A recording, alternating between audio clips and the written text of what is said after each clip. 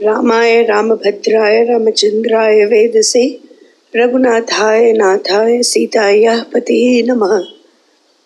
Bala, chapter number 37, the birth of Lord Kartikeya. Meanwhile, the Devas wanted a general to lead them against the Asuras, and they approached the grandsire and prayed unto him for one.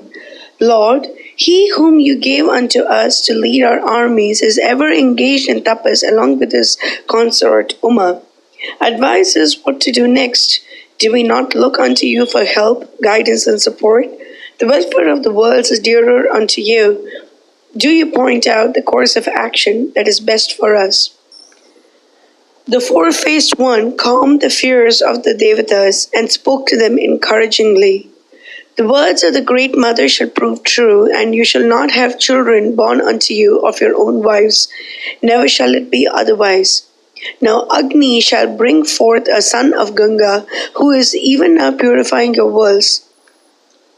He shall be the general of the Devatas and the terror of his foes. Uma, his sister, shall take the child unto her heart, and he shall be to her even as the child of her own womb. These words rejoiced the hearts of the Devatas. They took reverent leave of their leader and went back as they came. Proceeding to Kailasa, rich in metals, gold, and gems, they directed Agni to bring forth a son to accomplish their ends. O thou, the leader of the gods and the light of the world, help us in our hour of need and bring us good. Of great splendor, thou, direct thy energy towards Ganga, the daughter of the monarch of mountains. It shall be even as you desire, replied the Lord of Fire, and approaching Ganga, said to her, The gods desire that thou bear in thy womb my unfailing energy and bring forth a son to serve their purpose. With great pleasure, said she, and assumed a divine form, whereat he marveled greatly, and discharging his fiery energy on all sides, he permeated her in all her limbs with his fierce might. And Ganga was penetrated through and through, even unto the utmost ends of her body. But it was too much even for her, the all-purifying one. She cried out unto the priest of the gods in utter helplessness, Lord, I feel powerless to bear within me thy terrible energy that is even now consuming me. Even as she spoke, the flames grew and grew until the agony became too intense for her.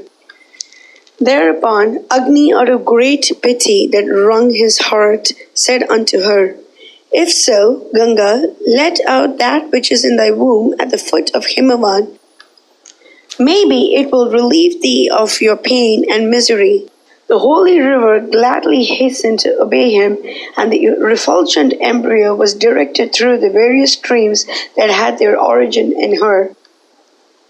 And what came forth from her womb was of the hue of molten gold, and was known in the world from that day as gold pure and shining.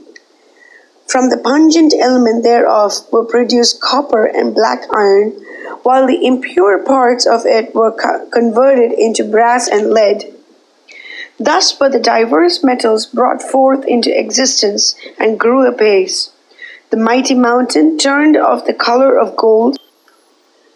The forests around it were filled with the unbearably bright energy of that which proceeded from Ganga's womb.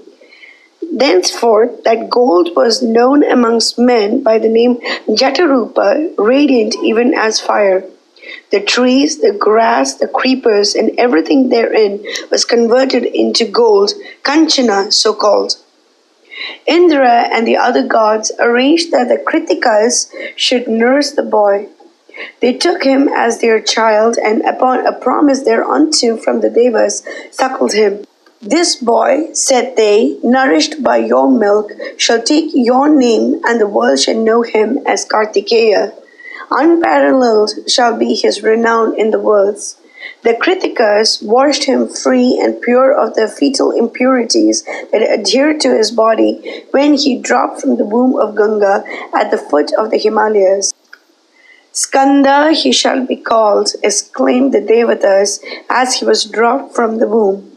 And Kartikeya was known by that name also. The divine boy shone in his supreme radiance, even as a smokeless flame. Milk streamed forth from the breasts of the Kritikas, and wonderful to behold. The child put forth 6 heads and 6 mouths to draw his sustenance from his 6 foster mothers. In the short space of a day, he grew unto his full height and strength. Of matchless grace and beauty, it was but child's play to him to put to rout the assembled hosts of the Daityas. The celestial hosts gathered around him with peals of joy, and with common consent crowned him as their lord and leader, and installed him in his proud post. Thus have I narrated unto you, Rama, the wonderful episode of Ganga and the birth of Lord Kartikeya from her. Supremely holy is this, and he whose heart is drawn in devotion and reverence towards the divine child, his days shall never grow less on earth, and blessed with sons and grandsons without end he shall, when he quits his body, be taken unto the heavens where Lord Kartikeya resides. Mangalam Koshalendraya Mahaniya Gunabdhe Chakravarti Dhanurjaya Sarvabhaumaaya Mangalam.